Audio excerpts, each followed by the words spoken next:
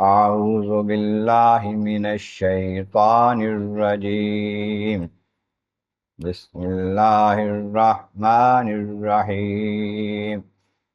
الحمد لله الذي أنزل على عبده الكتاب ولم يجعل له عوجا قيما لينذر بأسا شديدا من لدنه ويبشر المؤمنين الذين يعملون الصالحات أن لهم أجرا حسنا ماكثين فيه أبدا وينذر الذين قالوا اتخذ الله ولدا ما لهم به من علم ولا لآبائهم كبرت كلمة تخرج من أفواههم إن يقولون إلا كذبا صدق الله العظيم.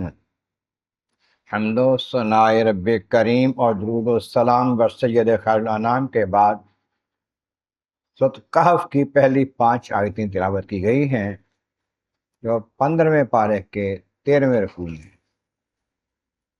سورۃ کہف مکی ہے، ہجرت سے پہلے نازل ہوئی. اس میں 111 آیتیں ہیں، 1577 کلمات ہیں، 6360 حرف ہیں. اب ابتدا الحمد سے ہوتی ہے. الحمدللہ، سب تعریفیں، سب خوبیاں، سب عظمتیں، سب شانیں اللہ کی ہیں. تعارف کیا ہے اللہ کا؟ الذی انزل علی عبدہ الکتاب، وہ اللہ ہے جس نے اپنے خاص بندے پر کتاب اتاری ہے. محمد صلی اللہ علیہ وسلم پر قرآن اتارا ہے. قرآن کریم اتنا شان والا ہے کہ اللہ تعالیٰ اپنا تعارف اس کے حوالے سے کرا رہا ہے کہ میں وہ ہوں جس نے کلام اتارا ہے، کتاب اتاری ہے اپنے خاص بندے محمد صلی اللہ علیہ وسلم پر. لم یجعل لہ عوجا، اور اس میں کوئی کجی کمی کوتاہی نہیں رکھی. قرآن پاک جو ہے اس میں کسی قسم کی نہ لفظوں میں، نہ معنی میں، نہ مفاہیم میں، مسائل میں کوئی بھی کمی کجی نہیں ہے. قیما، عدل والی کتاب ہے، قائم. ینذر باسا شدیدا من لدنہ، وہ اللہ تعالیٰ کی طرف سے سخت عذاب کا ڈر سنانے والی ہے، تاکہ لوگوں کو ڈر سنائے، نہ ماننے والوں کو، ایمان نہ لانے والوں کو ڈر سنائے. اللہ تعالیٰ کا عذاب دنیا میں بھی آ سکتا ہے، آخرت میں بھی آ سکتا ہے. ساتھ ساتھ اس کتاب کا اور کام کیا ہے؟ یبشر المومنین، تاکہ مومنوں کو خوشخبری دے، بشارت دے. کون؟ الذین یعملون الصالحات، جو نیک کام کرنے والے ہیں، ایمان والے ہیں، نیکوکار ہیں، اچھائیاں کرنے والے ہیں. وَأَنَّ لَهُمْ أَجْرًا حَسَنًا، ان کو خوشخبری دی جائے. اللہ تعالیٰ کا نبی اور اللہ کی کتاب قرآن دونوں اس کو خوشخبری دیتے ہیں کہ تمہارے واسطے بڑا اچھا اجر ہے، اچھا ثواب ہے، اچھا بدلہ ہے تمہارا. ماکثین فیہ ابدا، ایسا مقام، ایسا اجر، ایسی جنت جس میں ہمیشہ ہمیشہ رہنا ہے، کبھی نہیں نکلنا. اس کے لیے ایمان والوں کو، نیکوکاروں کو خوشخبری دی جا رہی ہے اللہ تعالیٰ کی کتاب اور اللہ تعالیٰ کے محبوب نبی صلی اللہ علیہ وسلم کے ذریعے سے. لیکن ساتھ ساتھ ينذر الذین قالوا اتخذ اللہ ولدا، ان لوگوں کو ڈر بھی سنائے دوزخ کا، عذاب کا، جنہوں نے کہا کہ اللہ تعالیٰ نے اپنی اولاد کو بنا لی ہے.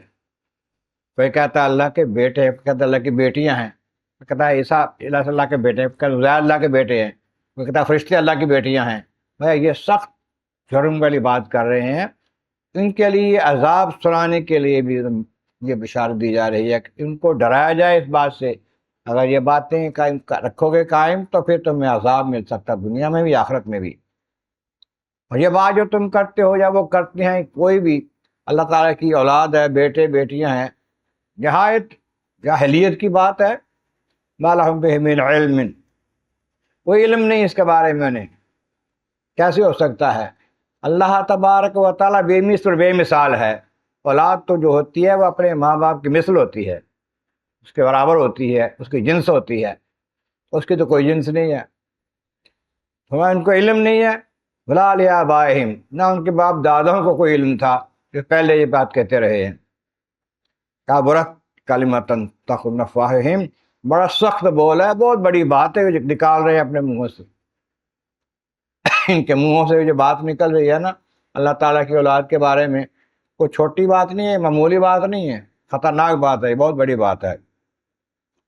اور بات حال یہ ہے کہ یقولون الا کاذبا، کچھ نہیں کیا ہے سوائے جھوٹ کے، یہ ذرا ہی جھوٹ بول رہے ہیں، سراسر اس میں کسی قسم کا بھی اندیشہ ہی نہیں ہے سچ کا، کوئی تھوڑا بہت بھی۔ اتنی بڑی بات کر رہے ہیں، یہ اللہ کی اولاد ہے۔ اللہ تبارک و تعالیٰ جو ہے لم یلد ولم یولد، نہ اس نے کسی کو جنا، نہ کسی نے اس کو جنا، نہ اس نے کسی کو جنا۔ لم یکن لہ کفوا احد، کوئی بھی کائنات میں اس کی برابری کرنے والا نہیں ہے۔ اولاد جو ہے وہ تو برابری کرنے والی ہوتی ہے۔ اللہ تبارک و تعالیٰ کی بارگاہ عالی مرتبہ مولا کریم، محبوب کریم کا صدقہ قرآن کریم کا فہم اور اعمال صالح نصیب فرما۔ وآخر دعوانا الحمد للہ رب العالمین۔